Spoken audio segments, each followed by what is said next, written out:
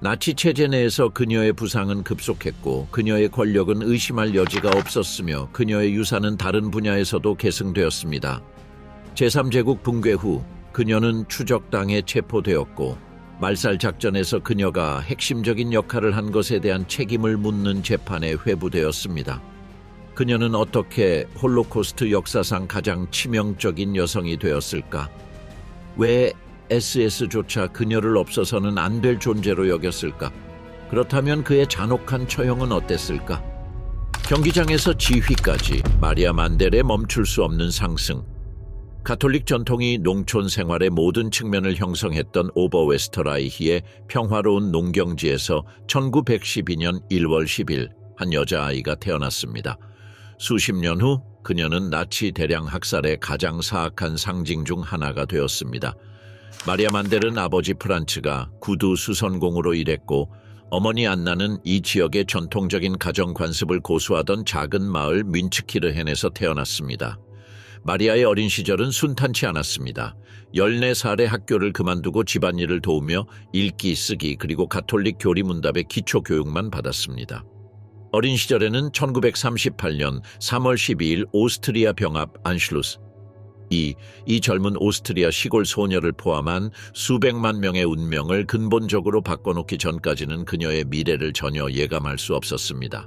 나치 독일의 오스트리아 합병은 독일 국가기구의 확장을 의미했고 대학 교육은 받지 못했지만 정권에 복무할 의향이 있는 젊은 여성들에게 취업 기회를 제공했습니다.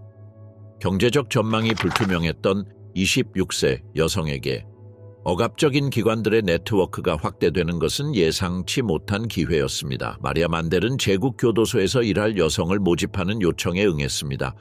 그녀의 결정은 이념적이라기보다는 실용적인 측면이 있었던 것으로 보입니다. 그녀는 오스트리아 시골 생활에서는 얻을 수 없는 경제적 안정과 높은 사회적 지위를 추구했습니다.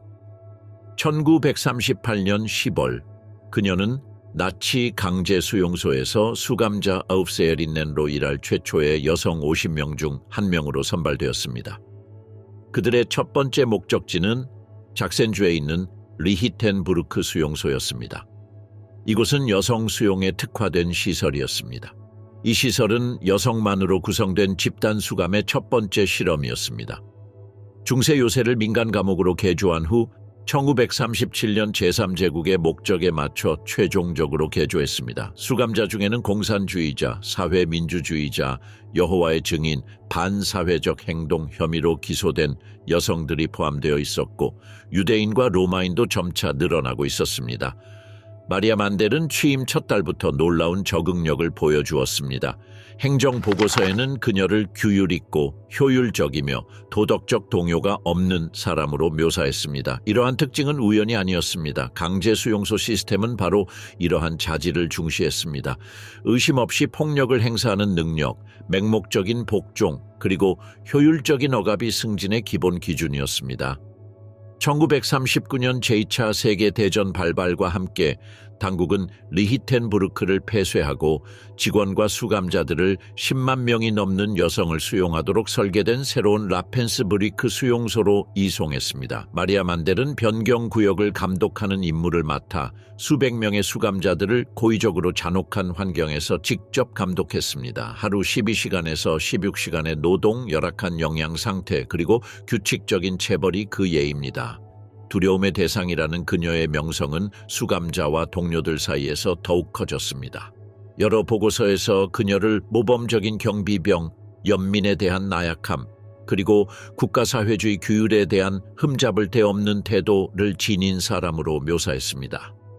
1941년 그녀는 수용소 내 모든 감시관에 대한 권한을 가진 최고 감독관으로 승진했습니다.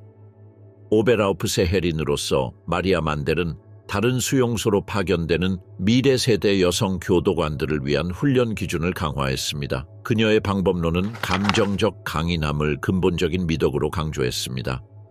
새로운 교도관들은 신체적 폭력을 행사하고 수감자와 감정적 거리를 유지하며 의문 없이 명령을 수행할 수 있는 능력을 입증해야 했습니다.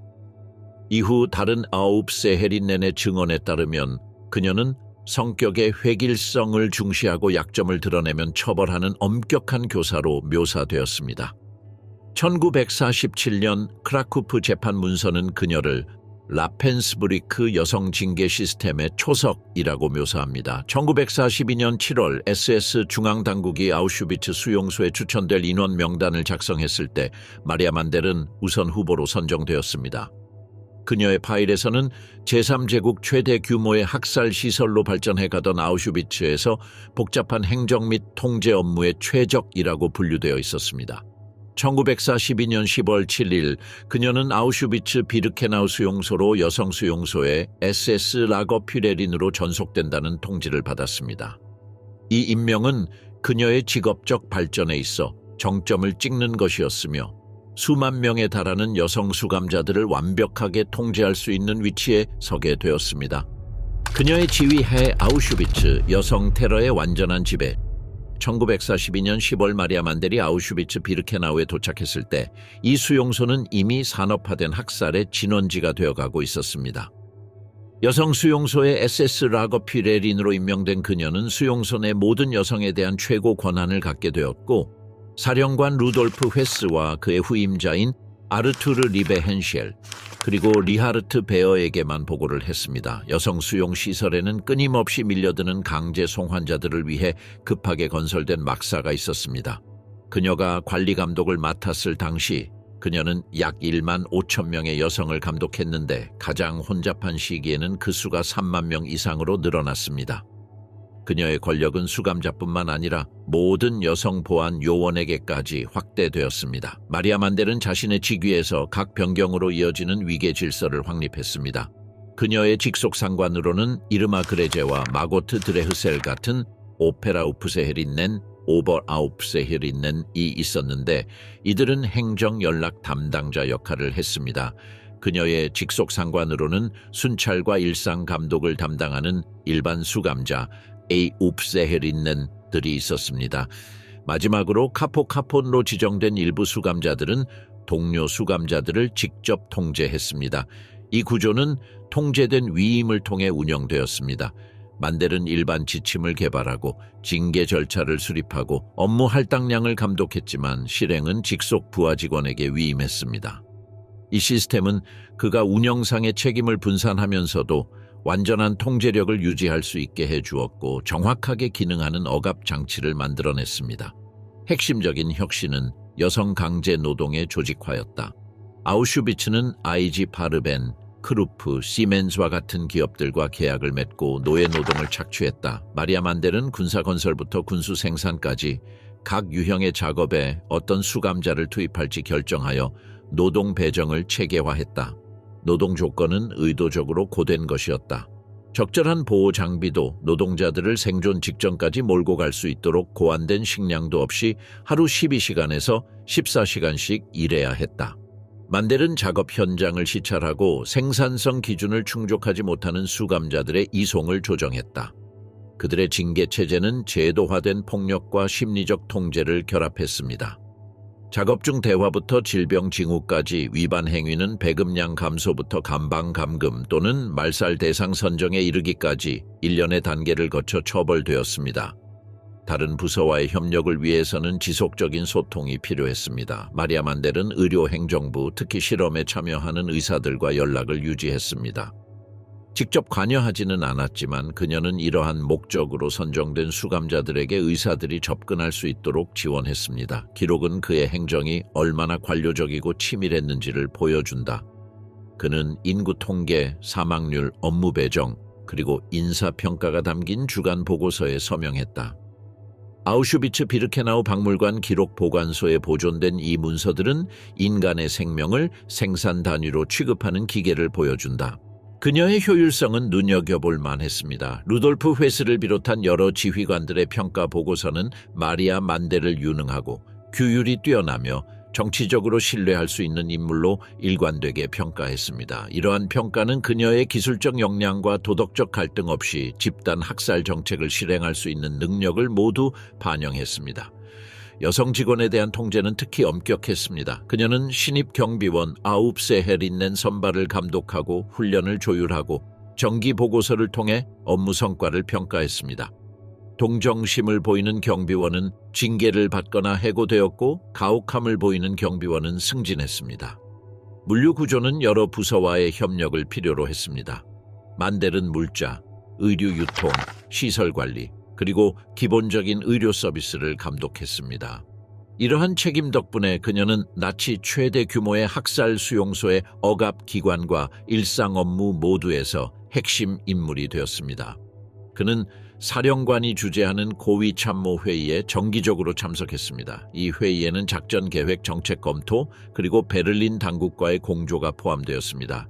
그의 참석은 아우슈비츠 조직 내 핵심 인물로서의 그의 입지를 확고히 했습니다. 1942년에서 1944년 사이 아우슈비츠 비르케나우 수용소는 제3제국이 점령한 모든 지역에서 400대가 넘는 철도 호송대를 수용했습니다. 이 열차들은 환기, 급수, 위생시설이 없는 밀폐형 화채 실려 수십만 명의 사람들을 수송했는데 호송대당 보통 1000명에서 2500명 사이였습니다.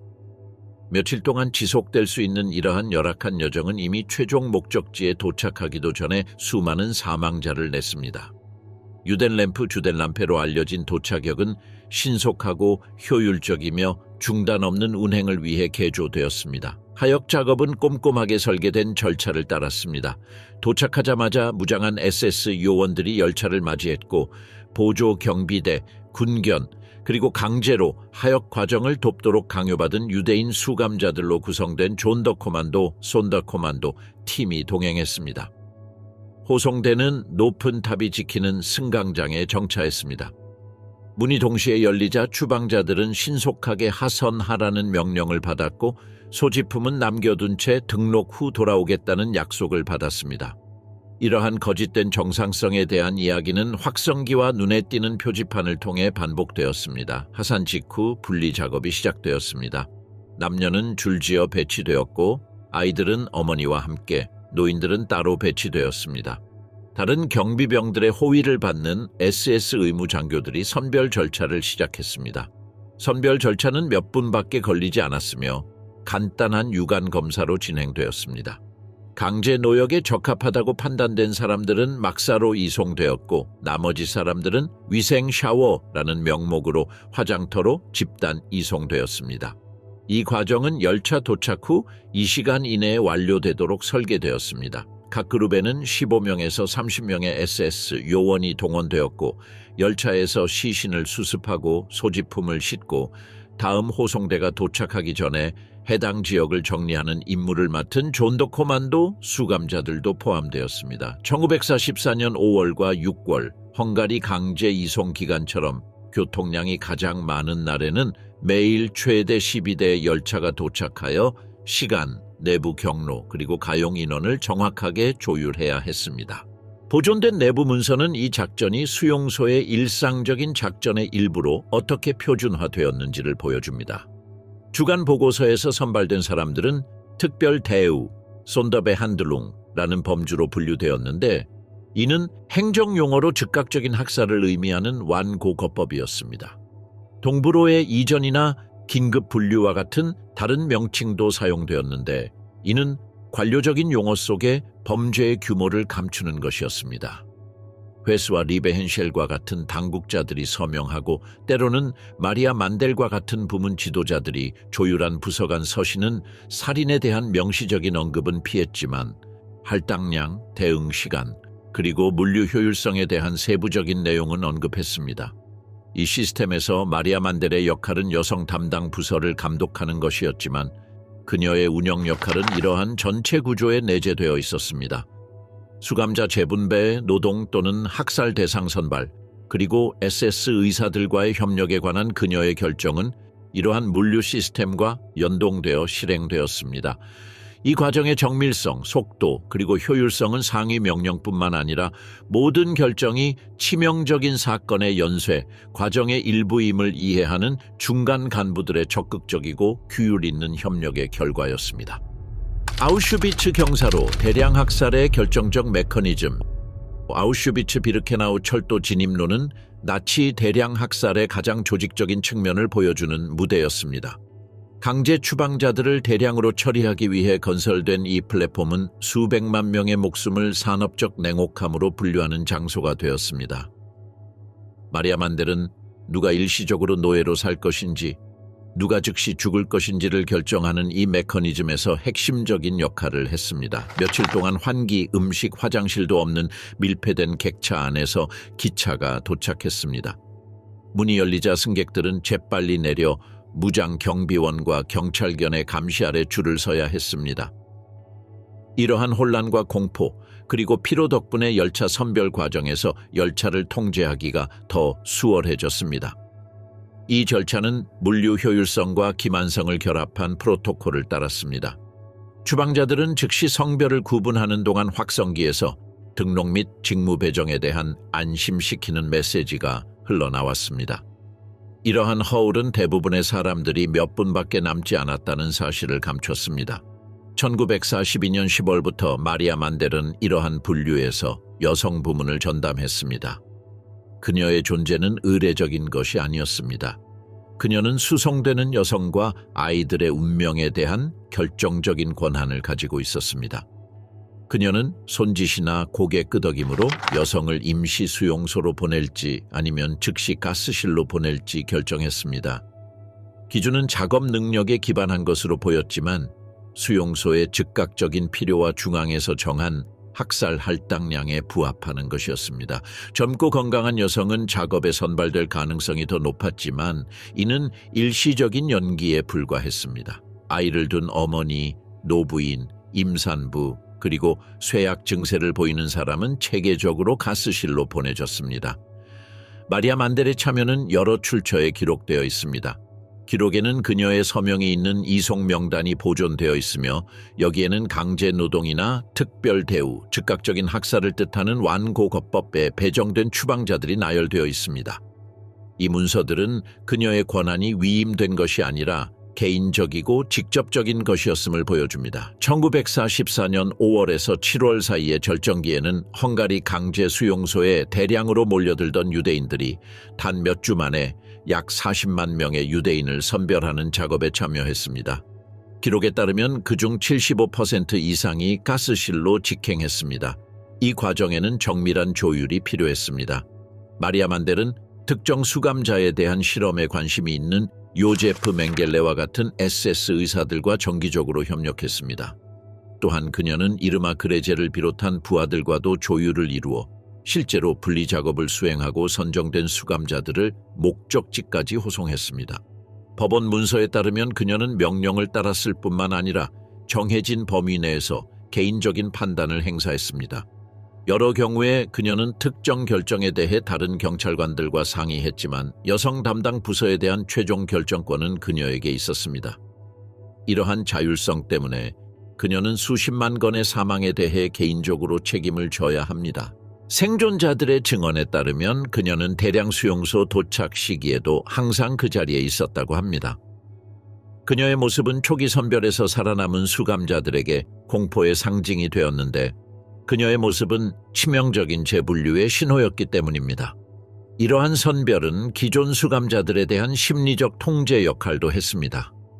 마리아 만델은 막사 내에서 정기적인 선별 작업을 실시했는데 몇 달 동안 살아남은 여성들이 더 이상 유용하지 않다고 판단되면 즉시 처형될 수 있도록 했습니다.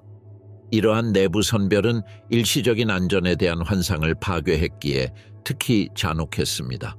만델은 아무런 경고도 없이 이를 실행하여 신체 상태를 신속하게 평가하고 희생될 수 있는 사람들을 선별했습니다.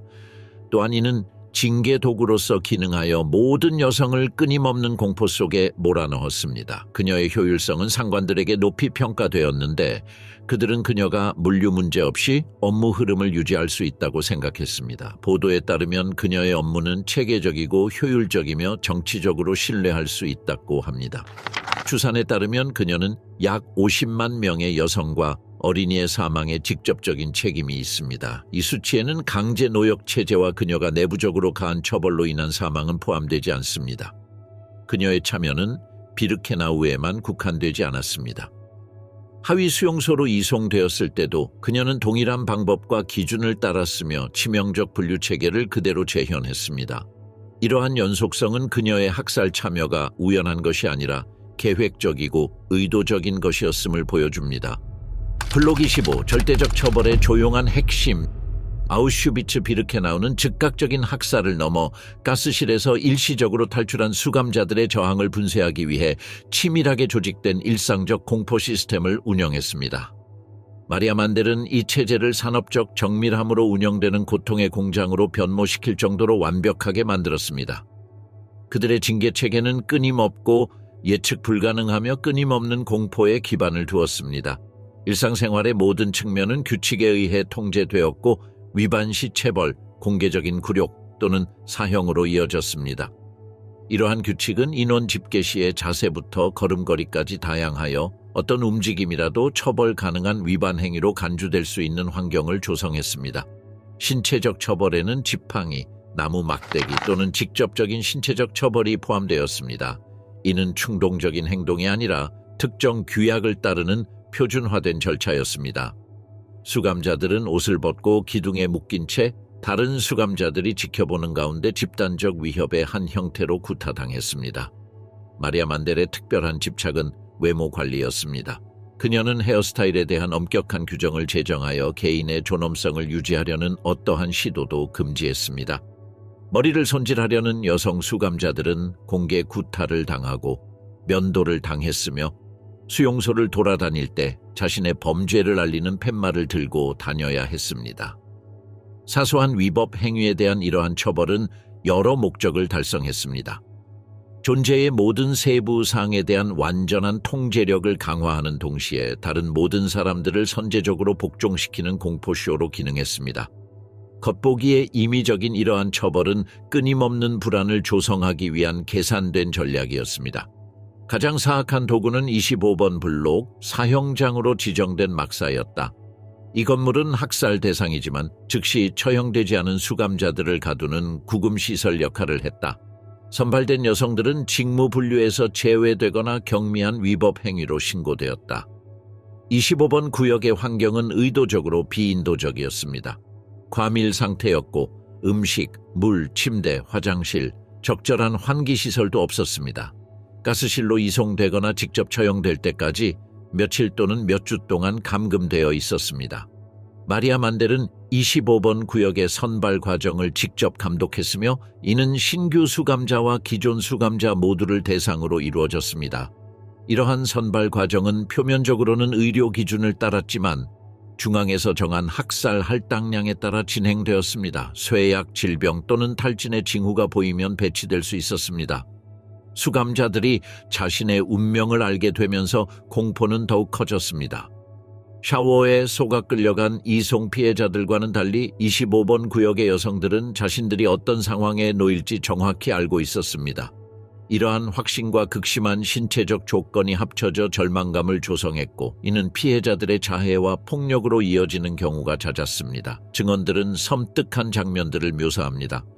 갈증과 공포에 미쳐버린 여성들이 서로를 공격하고 손가락을 뼈가 드러나도록 물어뜯거나 극도의 절망감에 머리카락을 쥐어뜯는 모습이었습니다.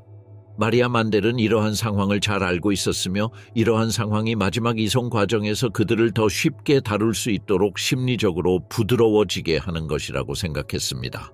가장 악랄한 측면 중 하나는 음악을 테러의 요소로 이용했다는 것입니다. 그녀는 음악 훈련을 받은 수감자들로 구성된 여성 오케스트라를 조직하여 검문, 선발, 처형, 가스실로 이송되는 과정에서 강제로 연주하도록 했습니다.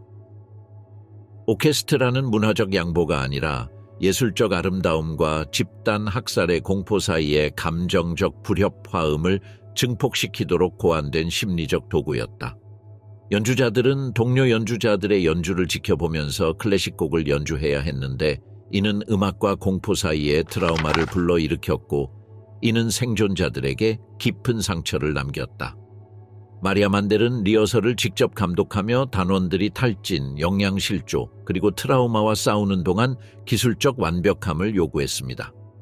기준을 충족하지 못하는 단원들은 체벌을 받거나 25번 블록으로 전출될 것이라는 위협을 받았습니다.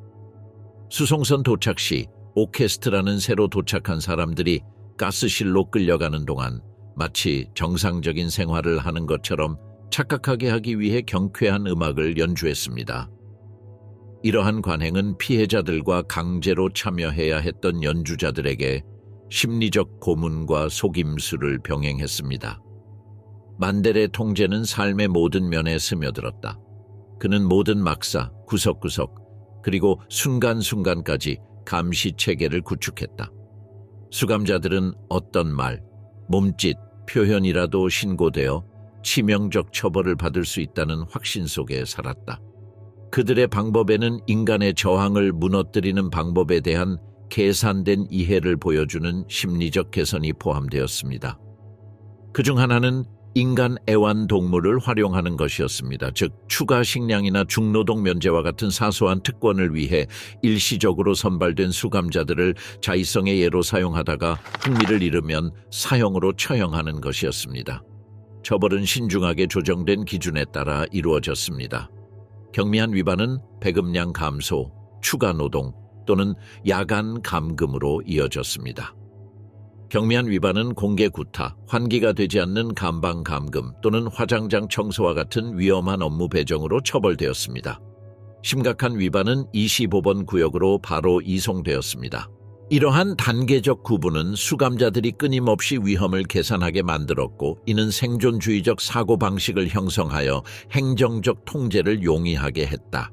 여성들은 규칙을 내면화하고 스스로 통제함으로써 직접적인 감시의 필요성을 줄였다. 끊임없는 공포의 분위기는 생존을 살아있는 죽음의 형태로 바꾸어 놓았습니다. 즉각적인 선택을 피한 수감자들은 인간성, 존엄성, 그리고 회복력을 파괴하도록 설계된 시스템에 갇히게 되었고, 매일매일이 새로운 형태의 고문으로 변했습니다. 그녀의 지휘 아래 운영되는 여성 오케스트라는 즉흥 연주단이 아니었습니다. 음악적 재능을 고려하여 특별히 선발된 25명에서 40명 사이의 수감자들로 구성되었습니다. 그 중에는 바이올리니스트, 첼리스트, 피아니스트, 플루트 연주자, 아코디언 연주자 등이 있었는데, 그중 다수는 체포되기 전에 전문적인 훈련을 받았습니다. 강요된 레퍼토리에는 군사 행진곡, 독일 작곡가들의 고전 작품, 그리고 질서 있는 분위기를 연출하기 위해 고안된 가벼운 작품들이 포함되었습니다. 마리아 만델은 단원들의 조직과 공연을 직접 감독했습니다. 기술적 완벽성에 대한 그녀의 집착은 극도의 피로 속에서도 매일 리허설을 하는 것으로 이어졌습니다. 단원들은 비록 가장 고된 강제 노동에서 일시적으로 면제되었지만 끊임없는 위협 속에서 살아갔습니다. 실수, 음정 어긋남 기력 부족은 체벌이나 25번 블록으로의 이감 사유가 되었습니다. 그들에게 음악은 불안정하고 모호한 생존 도구가 되었습니다. 오케스트라는 특정한 기능을 수행했습니다. 아침과 저녁 개표 시간에 연주하고 강제 노역을 위한 행진에 동행했으며, 특히 새로운 수송선의 도착과 경사로에서의 선발 과정 동안 연주했습니다. 곡들은 마치 환상 속의 정상적인 분위기를 조성하기 위해 선택되었습니다. 새로 도착한 수감자들이 객차에서 내릴 때 선율은 고함, 명령, 그리고 짖는 개소리와 뒤섞여 그들이 방금 도착한 장소의 본질에 대한 거짓을 더욱 강조했습니다. 음악 일정은 학살 일정을 거의 그대로 따랐습니다. 처형 건수가 많은 날에는 연주자들이 몇 시간이고 계속 연주해야 했고, 가스실로 가는 행진에 맞춰 왈츠나 경음악을 연주해야 했습니다. 정성껏 연주된 화음은 미적인 기능이 아니라 심리적인 기능이었습니다. 희생자들에게는 주의를 분산시키고 감정적 완충 역할을 했으며, 가해자들에게는 작전 통제 도구 역할을 했습니다. 이러한 기능 외에도 오케스트라는 공개 형벌에도 사용되었습니다. 예를 들어 수용소 안뜰에서 교수형을 집행할 때는 라이브 음악이 선행되거나 반주되었습니다. 이러한 관행은 억압적인 행위 속에서 질서를 유지하고 SS의 권위를 강화하며 공포를 통제된 일상으로 전환하기 위해 고안되었습니다. 음악의 형식적인 아름다움은 주변의 잔혹함과 의도적으로 대비되어 그 광경을 지켜봐야 했던 사람들에게 파괴적인 감정적 불협화음을 불러일으켰습니다. 음악의 사용은 상징적인 추가물이 아니었습니다. 그것은 구조화된 비인간화 장치의 필수적인 부분이었습니다. 마리아 만델의 통제하에 있던 오케스트라는 다기능적인 도구가 되었습니다. 행동 조절 장치이자 내부 선전 수단이며 학살 시스템의 물류적 구성 요소였습니다. 수용소 기록 보관소와 행정 기록에 면밀히 기록된 오케스트라의 존재는 아무리 정교한 예술이라도 체계적이고 정밀하게 공포를 조장하는 데 도구화될 수 있음을 보여줍니다. 공포의 학교, 그의 손으로 만들어진 사형 집행인들. 마리아 만델이 아우슈비츠 비르케나우에서 조직한 테러 조직은 그녀의 무자비한 완전 통제 비전을 공유하는 협력자 네트워크를 필요로 했습니다. SS 라거퓨레린으로서 그녀는 여성 억압을 지휘했을 뿐만 아니라 온 세대를 정교한 비인간화 기법으로 훈련시키는 잔혹 행위의 학교를 만들었습니다. 이러한 위계 질서는 부문별 집단 학살의 중추가 되었습니다. 조직 구조는 SS 군부 위계 질서를 그대로 반영하여 대규모 여성 통제에 적응했다. 그녀의 직속해는 엄선된 오베라우프세헤린넨이 운영되었는데 이들은 행정 부관 역할을 했다. 이 여성들은 단순한 작전상의 부하가 아니라 말살 방법을 완전히 체득한 이념적 추종자들이었다. 이르마 그레제는 가장 주목할 만한 제자로 꼽혔습니다. 그녀는 19살에 아우슈비츠에 도착하여 라펜스브르크에서 경험을 쌓았지만 만델의 직접적인 지도를 통해 나치 체제에서 가장 두려운 경비병 중 한 명으로 성장할 기술을 익혔습니다. 평범한 아우프세헤린에서 수천 명의 헝가리 수감자를 담당하는 오베라우프세헤린으로의 눈부신 승진은 이 훈련 시스템의 효과를 입증했습니다. 마리아 만델은 그레제가 대량 학살 리더십의 필수적인 자질이라고 여겼습니다. 인간의 고통에 대한 무감각함과 결합된 조직적 지능, 주저없이 치명적인 결정을 내리는 능력, 그리고 무조건적인 충성심이었습니다. 그의 지도 아래 그레제는 대량 학살을 조직하고 공개 처형을 감독하고 내부 체제의 더욱 음흉한 측면을 관리하는 법을 배웠습니다. 200명이 넘는 아우프세헤린넨이 그녀의 지도를 받으며 지나갔는데 절대적인 복종, 정서적 무관심, 그리고 체계적인 체벌 의지를 우선시하는 패턴에 따라 선발되고 훈련되었습니다. 모두가 더 높은 직급의 책임을 맡게 된 것은 아니었지만 그 직급에 오른 사람들은 잔혹할 정도로 효율적인 여성들로 구성된 네트워크를 형성하여 강제 수용소 시스템의 여러 지점에서 지도 교수의 방법을 그대로 따라 했습니다. 헤르타 엘러트도 그중 한 명이었습니다. 1939년 입대하여 라펜스브리크에서 복무한 그녀는 아우슈비츠로 옮겨져 만델의 직속 지휘를 받았습니다. 처음에는 내부 순찰 임무를 수행했지만 규율을 강화하는 능력 덕분에 조직 업무를 맡게 되었습니다. 이후 베르겐벨젠으로 이송되어 만델의 정권에서 습득한 수법들을 그대로 적용했습니다. 이후 진행된 재판에서 그녀의 반복적인 행동 패턴이 드러났습니다. 조직적인 잔혹함, 도덕적 성찰의 부재, 그리고 집단 학살의 규범에 대한 엄격한 고수였습니다. 요한나 보르만은 그 사슬의 또 다른 고리였습니다. 그녀는 1942년 아우슈비츠에 도착하여 만델의 믿음직한 팀에 빠르게 합류했습니다. 그녀의 역할은 변경 관리와 모범적인 처벌 집행에 집중되었습니다. SS 라거퓨레린의 지휘 아래 훈련받은 다른 아우프세헤린넨과 마찬가지로 그녀는 아우슈비츠 비르케나우에서 처음 고안된 통제 모델을 재현하기 위해 마타네크와 라펜스브리크 레이븐스브룩과 같은 다른 수용소로 이송되었습니다. 그녀의 여정은 중앙수용소에서 얻은 경험이 억압 시스템의 주변부로 전파되는 체계적인 재현 전략의 존재를 보여줍니다. 루이제 단츠는 1943년 아우프세헤린으로 복무를 시작하여 아우슈비츠 수용소 전체 구역을 감독하는 임무를 빠르게 수행했습니다. 그녀의 승진은 내부 선발 능력과 물리적인 위협을 통해 질서를 유지하는 능력 덕분이었습니다.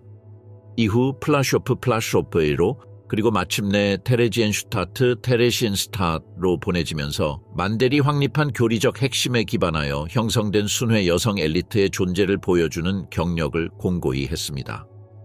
이러한 순환 배치는 무작위적인 것이 아니었다. SS 당국은 가장 효과적인 아우프세헤린넨을 파악하여 질서를 확립하거나 학살 기구의 효율성을 높여야 하는 수용소에 재분배했다. 마리아 만델은 새로운 지휘부와 연락을 유지하며 이름을 추천하고 이동을 승인했다.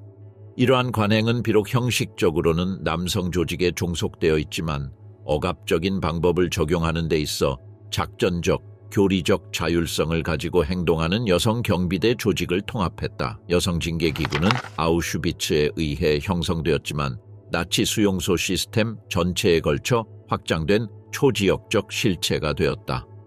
만델이 강요한 구조를 통과한 여성 경비병들은 이 모델을 더욱 강화하는 존재가 되었다. 흔들리지 않는 규율가, 성실한 집행자, 그리고 꼼꼼한 공포의 관리자로서 그들의 효율성은 개인의 충동이 아니라 교리로서 전수되고 완성된 규범에 달려 있었다. 마고 드렉셀은 또 다른 특권적인 롤모델이었습니다. 만델의 개인적인 추천으로 리히텐부르크에서 전출된 그녀는 램프 작전을 전문으로 했으며 대량의 추방자들을 처리하는 데 있어 놀라운 효율성을 발휘했습니다. 1944년 대량 선별 과정에서 그녀의 협력은 구역 사령관과 신뢰할 수 있는 부하들 간의 정확한 조율을 보여주었습니다. 선발 및 훈련 과정은 기술 훈련보다 폭력에 대한 심리적 소질을 우선시하는 구체적인 기준을 따랐습니다. 만델은 이상적인 경비원 프로필을 개발했습니다. 즉 강한 가족적 유대감이 없고 복종 경력이 있으며 감정적 구획화 능력이 뛰어나고 제도적 폭력에 대한 도덕적 갈등이 없는 젊은 여성들이었습니다. 지원자들은 신체적 처벌을 감수할 준비성, 극심한 폭력에 대한 반응, 그리고 수감자와 정서적 거리를 유지하는 능력 등을 평가하는 실기 시험을 거쳤습니다. 동정심, 주저함 또는 내적 갈등을 보이는 지원자들은 즉시 탈락했습니다. 선발된 이들은 마리아 만델이 정한 규약에 따라 베테랑 오베라우프세헤린넨의 감독해 훈련을 받았습니다. 훈련에는 인종적 열등감에 대한 이념 교육, 협박 및 처벌 기법, 선발 절차, 그리고 대규모 작전 중 질서 유지 방법 등이 포함되었습니다. 세뇌는 기술적인 측면에만 국한되지 않고 정상적인 인간적 공감 능력을 없애기 위한 심리적 변형까지 포함했습니다. 신입 교도관들은 점차 가중되는 폭력에 노출되었는데 처음에는 가벼운 처벌로 시작하여 대량 처형과 선별에 참여하는 것으로 이어졌습니다.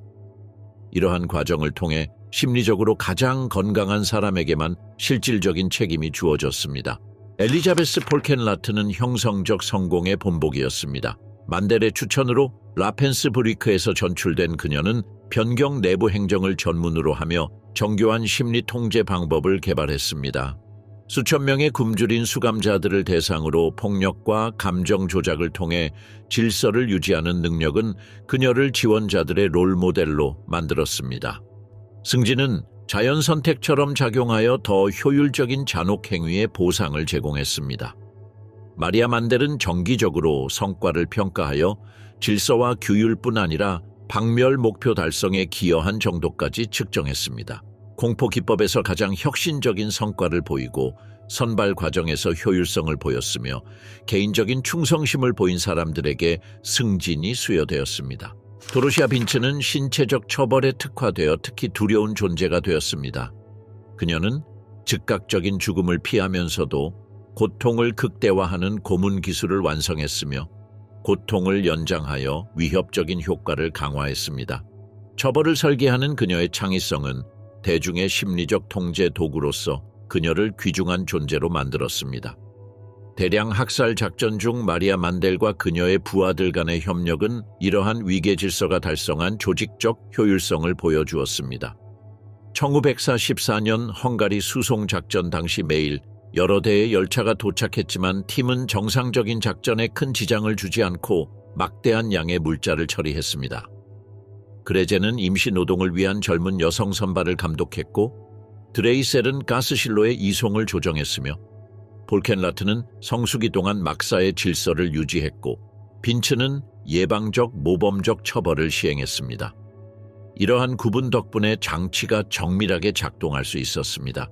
마리아 만델에 대한 충성심은 군사적 규율뿐 아니라 물질적 특권, 직업적 인정, 그리고 정원을 행사하는 데서 오는 심리적 만족감을 포함한 보상에도 기반을 두었습니다. 만델은 잔혹함이 가치 있고 보상받는 환경을 조성했으며 효율성을 박멸하는 것이 승진과 명예로 이어지는 환경을 조성했습니다. 개발된 방법들은 이후 베르겐 벨젠과 마이다네크 같은 시설로 이전되면서 재현되었습니다. 이 조직 모델은 제3제국이 통치하는 영토 전역에서 여성 학살을 집행하는 원형이 되었습니다. 문서는 만행이 개별적인 행위가 아니라 마리아 만델이 궁극적으로 책임을 져야 하는 조직적인 시스템의 일부였음을 보여줍니다. 증언은 만델이 부하 직원의 행동을 승인, 감독, 보상하는 중심 인물이었음을 일관되게 보여주며 그녀의 직책에서 각 폭력 행위에 이르기까지 책임의 사슬을 확립했습니다. 여섯 번째 크라쿠프 재판, 마리아 만델의 법적 몰락. 1945년 봄은 제3제국의 붕괴와 학살기구의 해체를 의미했습니다. 마리아 만델을 포함한 수천 명의 홀로코스트 가해자들에게는 이제 그 결과에 직면할 때가 되었습니다. 그러나 유럽이 인류 역사상 가장 파괴적인 전쟁의 혼돈에서 벗어나면서 정의를 향한 길은 길고 복잡했으며 여러 관할권을 거쳐야 했습니다. 1945년 1월 붉은 군대의 막강한 징역에 직면한 나치 당국은 아우슈비츠 비르케나우 강제 이탈을 시작했습니다. 수천 명의 수감자들이 다른 수용소로 죽음의 행진을 떠나는 동안 친위대 요원들은 증거를 파괴하고 시설을 방치했습니다. 마리아 만델은 다하우 수용소에 부속된 밀도르프 보조 수용소로 이송되기 전 이 혼란스러운 시기에 참여했습니다. 밀도르프는 해골 수감자들이 지하 무기 생산 공장에서 노동하는 강제 수용소 시스템의 축소판이었다. 마리아 만델은 행정직을 유지하며 아우슈비츠에서 완성된 방식으로 여성 수용소를 감독했다. 독일의 군사적 소외퇴는 제국이 필연적인 종말을 향해 나아가고 있음을 분명히 보여주었다. 1945년 5월 미군이 바이에른에 접근하자 그는 자신의 자리를 버리고 필사적으로 고향 오스트리아로 도피했습니다. 수천 명의 나치 범죄자들과 같은 생각을 했던 그의 계획은 민간인들 속으로 숨어들어 가짜 신분을 만든 후 전후의 혼란 속에서 법망을 피해 달아나는 것이었습니다. 제국의 군사적 붕괴 이후에도 책임자 수색은 계속되었습니다. 1945년 여름부터 미 육군 특수부대는 강제 수용소 시스템의 고위 간부들을 색출하고 체포하기 위한 체계적인 작전을 시작했습니다. 내부 위협과 나치 도주자들을 색출하는 임무를 맡은 방첩부대 CIC는 미국 점령 지역 전역에서 추적 시스템을 가동했습니다. CIC 요원들은 중첩된 정보 네트워크를 통해 작전을 수행했습니다. 그들은 버려진 수용소에서 얻은 사진 기록, 해방 부대가 작성한 인사명단, 그리고 야전 병원에서 신문받은 생존자들의 증언을 활용했습니다. 관련된 각 이름은 신체적 특징, 친필 서명, 그리고 알려진 최종 목적지와 비교되었습니다. 연합군 기관은 정권의 가장 눈에 띄는 인물들뿐만 아니라 학살의 2차적 구조를 효과적으로 지휘했던 이들도 찾고 있었습니다. 마리아 만델은 첫 몇 주 동안의 기록에 등장했습니다. 그녀의 이름은 폴란드, 체코슬로바키아, 헝가리 생존자들의 선서 진술서에 반복적으로 등장했는데 그들은 모두 그녀가 아우슈비츠 비르케나우 여성 수용소의 최고 권위자였다는 데 동의했습니다. 수용소 행정기록 보관소에서 발견된 여러 문서에는 그녀의 서명이 있었는데 이송명단, 징계보고서, 작업배정 보고서 등이 포함되었습니다. 이러한 증거와 그녀의 가혹한 증언은 그녀를 우선적인 표적으로 지목했습니다. CIC는 만델을 1등급으로 분류했는데 이는 수용소 내부 구조를 밝히는데 전략적으로 중요한 인물로 간주된 사람들에게 적용되는 등급이었습니다. 그녀의 프로필은 사진, 가명, 지역 억양 및 개인적 특징에 대한 세부 정보가 포함된 게시판을 통해 검문소와 수색지휘부에 배포되었습니다. 순찰대원들은 혼자 여행하거나 시골 출신이라고 주장하는 중년 오스트리아 여성들의 서류를 면밀히 검토하라는 구체적인 지시를 받았습니다. 이와 동시에 경찰관들은 교차 검증 기법을 활용했습니다. 용의자를 체포할 때 구어체 방언과 신고된 출생 지역을 비교하고 전기적 진술의 불일치를 분석하고 압박 상황에서의 반응을 평가했습니다. 신문관들이 받은 훈련에는 강제적인 악센트 변화, 지역 관습에 대한 부정확한 지식, 그리고 즉석 문서의 오류를 파악하는 것이 포함되었습니다. 이 전략은 특히 피난민들 사이에 숨거나 분쟁의 희생자인 척하는 범죄자들을 상대로 효과적이었습니다. CIC 보고서에 따르면 많은 경우 체포는 대규모 계획 작전의 결과가 아니라 명백한 모순을 드러낸 무작위 조사의 결과였다고 자세히 설명되어 있습니다. 매일 수천 명의 사람들이 황폐화된 지역 사이를 이동하던 전후 혼란스러운 상황 속에서 순찰대는 진술에 결함이 있는 사람을 구금하고 신문하기 위해 자율적으로 행동했습니다. 정보팀이 끊임없이 감시하고 처리하는 정보의 양이 방대했기에 구체적인 영장이 없었음에도 불구하고 마리아 만델의 신원은 그녀의 가명과 답변이 면밀히 조사되면서 빠르게 드러났습니다. 그녀의 대중적 악명 때문이라기보다는 이 끔찍한 정권 운영에서 그녀의 역할이 기록된 방식이 매우 정밀했기 때문에 수사망이 더욱 얇아졌습니다. 그는 수년간의 강제 수용소 생활로 끊어진 가족 관계를 회복하고자 처음에는 민츠키르헨으로 피난을 갔다. 설득력 있는 설명 없이 수년간 떨어져 지낸 한 여성의 존재는 원치 않는 관심을 불러일으켰다. 그는 곧 고향이 필요한 익명성을 제공하지 않는다는 것을 깨달았다. 그 후 그녀는 독일 오스트리아 국경에 있는 파사우 인근 산악 지역으로 이주하여 마리아 뮬러라는 가명을 쓰고 농장 노동자로 살아가려 했습니다. 몇 달 동안 그녀는 외딴 농장에서 일하며 당국이나 점령군과의 접촉을 피하며 숨어 지냈습니다. 그러나 연합군 정보망은 이미 전범 색출을 위해 동원된 상태였다. 미 방첩대는 강제 수용소 시스템 내 주요 인물들의 이름, 사진, 그리고 신상 정보를 수집하기 시작했다. 마리아 만델의 이름은 아우슈비츠 학살관리국의 주요 인물로 지목되어 우선순위 명단에 올랐다. 정보는 여러 출처에서 나왔습니다. 연합군 조사팀이 인터뷰한 생존자, 버려진 시설에서 입수한 문서, 그리고 구금된 SS 요원들의 진술 등이 그 예입니다. 그의 이름은 선발과 지역별 테러 정권에서 그가 중추적인 역할을 했다는 증언에 반복적으로 등장했습니다. 1945년 8월 10일 미군 정찰대가 바이에른주 마르크트레드비츠 근처에서 마리아 만델을 체포했습니다. 그녀의 체포는 그녀를 특정하여 겨냥한 작전의 결과가 아니라 그녀의 개인 이력에 모순이 있는 서류를 정기적으로 조사하던 과정에서 발생했습니다. 신문관들이 이러한 모순을 수바해 중인 범죄자들에 대한 정보와 비교했을 때 그녀의 진짜 정체가 드러났습니다. 미군이 운영하는 구금시설에서 진행된 초기 신문은 마리아 만델의 복잡한 성격을 드러냈습니다. 정보 보고서에 따르면 그녀는 지적이고 언변이 뛰어나며 학식이 풍부해 보이는 인물로 묘사되었는데 이는 아우슈비츠 수용소에서 드러난 잔혹한 이미지와는 극명한 대조를 이루었습니다. 이러한 이분법은 홀로코스트 가해자들의 본질에 대한 신문관들의 기대에 도전했습니다. 이러한 초기 신문 과정에서 그녀는 부분적인 자백과 더불어 개인적인 책임을 최소화하는 전략을 채택했습니다. 그녀는 아우슈비츠에서 감독관으로 일했다는 사실은 인정했지만 잔혹 행위에 직접 관여한 적은 없다고 부인하며 행정 업무에만 국한되었고 남성 상관의 지시를 따랐다고 주장했습니다. 이러한 변명은 전쟁 범죄 혐의자들에게서 흔히 볼 수 있는 패턴이 되었습니다.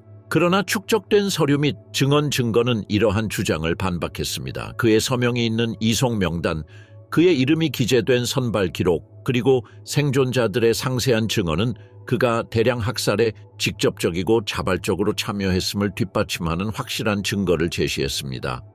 신문관들은 이러한 증거에 대해 조사했고 그의 진술에 모순이 있음을 드러냈습니다. 그녀의 사법적 운명에 대한 결정은 전후 사법체계의 관할권이 겹치는 문제 때문에 복잡해졌습니다.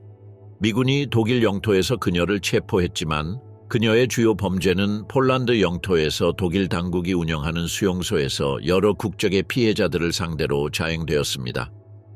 연합국 사법체계 간의 공조는 관할권에 대한 복잡한 협상을 필요로 했습니다.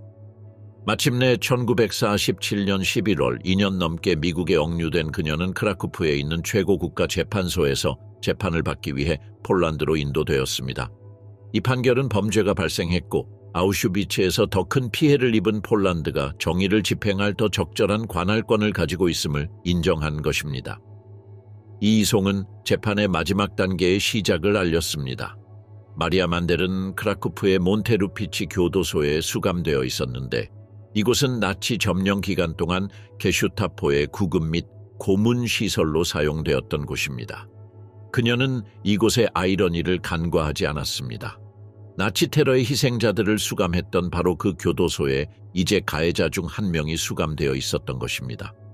이 재판은 1947년 12월 아우슈비츠 수용소 책임자 40명을 대상으로 한 대규모 재판의 일환으로 시작되었습니다. 폴란드 법원은 개별 범죄에 대한 재판뿐만 아니라 폴란드 영토에서 학살 시스템이 어떻게 운영되었는지에 대한 포괄적인 역사적 기록을 확립하는 임무를 맡았습니다. 마리아 만델에게 적용된 혐의에는 전쟁 범죄와 반인륜 범죄가 포함되었는데 이는 뉘른베르크에서 제정되어 현재 국내 법원에서 적용되는 법적 범주에 속합니다. 구체적으로 그녀는 약 50만 명의 여성과 아동을 학살하는 데 직접 가담하고 제도화된 테러 시스템을 조직하고 모든 국제법 규범을 위반하는 작전을 감독한 혐의를 받고 있습니다. 증거 제시에는 몇 주가 걸렸고 그 기간 동안 재판소는 아우슈비츠에서 그녀의 직접적인 지휘를 받았던 60명이 넘는 생존자들의 증언을 들었습니다. 종종 트라우마와 감정이 교차하는 이 증언들은 여성 수용소에서 자행된 테러 수법을 상세히 보여주었습니다. 동시에 검찰은 만델이 서명한 행정기록, 그가 승인한 가스실 이송 목록, 그리고 그가 관리하던 시설을 보여주는 수용소 사진 등 서류 증거를 제시했습니다. 이러한 개인 증언과 서류 증거의 조합은 변호인 측이 설득력 있게 반박할 수 없는 주장을 뒷받침했습니다. 재판 내내 마리아 만델은 자신에게 불리한 증언의 감정적인 내용과는 대조적으로 차분하고 절제된 태도를 유지했습니다. 그녀는 법정의 질문에 직접적이면서도 회피적으로 답변하며 자신의 행정 역할에 대한 기본적인 측면은 인정하면서도 증인들이 묘사한 구체적인 만행에 대한 개인적인 책임은 부인했습니다. 그의 답변은 자신의 집단 학살 가담을 완전히 합리화하는 사고방식을 드러냈습니다. 그는 기존 규정에 따라 행정 업무를 수행했다고 주장했지만 그 규정의 범죄적 성격이나 자신이 자발적으로 그 규정을 시행했다는 사실은 인정하지 않았습니다. 이러한 태도는 법원이 그에게 진정한 반성의 기미가 없다는 인식을 더욱 강화했습니다. 1947년 12월 22일 폴란드 대법원은 마리아 만델에게 모든 혐의에 대해 유죄 판결을 내렸습니다. 판결은 만장일치로 내려져 1948년 1월에 교수형에 처해졌습니다. 이 판결은 그녀의 참여가 자발적이고 계획적이었으며 아우슈비츠의 죽음의 장치 운영에 핵심적인 역할을 했다는 점을 인정했습니다. 이 판결은 집단 학살 체제 내에서 개인의 책임에 대한 중요한 선례를 남겼습니다. 법원은 상급자의 명령에 대한 복종에 대한 피고 측 주장을 기각하며 반인륜 범죄에 대한 자발적이고 열정적인 참여는 강압이나 무지라는 주장으로 정당화될 수 없다고 판시했습니다. 1948년 1월 24일 새벽 마리아 만델은 몬텔루피치 교도소 마당으로 끌려가 처형당했습니다. 사형 집행은 사법당국자, 폴란드 정부 관계자, 그리고 국제감시단이 참석한 가운데 정해진 법적 절차에 따라 진행되었습니다. 언론의 출입은 허용되지 않았고 공개 사진 촬영도 금지되었습니다. 오전 6시 15분에 처형이 완료되어 수십만 명의 무고한 사람들의 죽음에 책임이 있던 한 여성의 삶이 끝났습니다. 그녀의 시신은 교도소 묘지의 무덤에 묻혔습니다. 이곳은 비록 늦었지만 가장 악명 높은 홀로코스트 가해자 중 한 명에게 마침내 정의가 실현되었다는 침묵의 증거로 남아 있습니다. 마리아 만델의 죽음은 홀로코스트 범죄에 대한 정의를 추구하는 오랜 과정의 특정 장을 마감했을 뿐만 아니라 대량 학살 체제 내에서 인간의 악의 본질과 개인의 책임에 대한 지속적인 의문을 제기했습니다. 그녀의 사례는 나치의 학살이 남성 중심의 폭력 이념에만 의존한 것이 아니라 다른 인간을 파괴하는 데 적극적으로 참여할 의지를 가진 여성들까지 포용했음을 보여주었습니다. 그녀의 자발적이고 열정적인 참여는 극심한 폭력의 맥락 속에서 여성의 본질적인 순수성에 대한 환상을 깨뜨리고 타인에 대한 완전한 권력의 유혹에 맞서 끊임없이 경계하는 것의 중요성을 강조합니다. 마리아 만델의 유사는 대량 학살에는 잔혹 행위를 구상하는 지도자뿐 아니라 치명적인 효율성으로 이를 실행할 집행자도 필요하다는 사실을 냉혹하게 일깨워줍니다. 그녀의 사건에서 내려진 정의는 이후 국제법에 중요한 선례를 남겼으며 성별이나 위계적 지위와 관계없이 어떤 수준의 반인도적 범죄에도 법적 책임을 면할 수 없음을 보여주었습니다. 그녀의 처형은 마땅히 받아야 할 개인적 처벌일 뿐만 아니라 어떤 범죄는 용서를 초월하여 절대적인 정의를 필요로 한다는 집단적 확신을 의미하기도 했습니다.